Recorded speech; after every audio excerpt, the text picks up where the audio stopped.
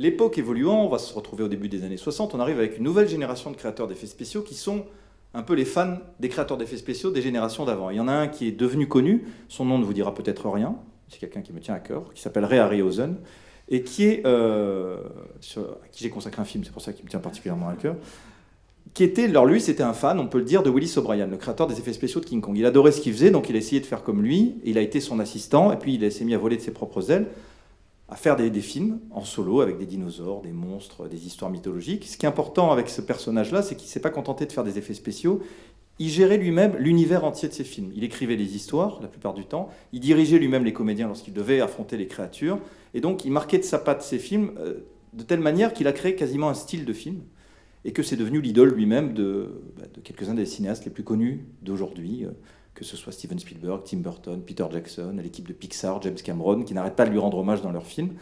Alors lui s'est spécialisé, comme Willis O'Brien, dans la stop motion, l'animation image par image.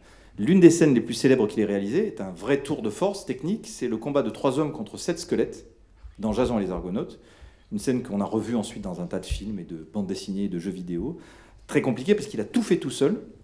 Donc, la plupart du temps, il filmait les acteurs réels, les humains, en train de se battre face à rien, mais selon une chorégraphie très précisément préparée.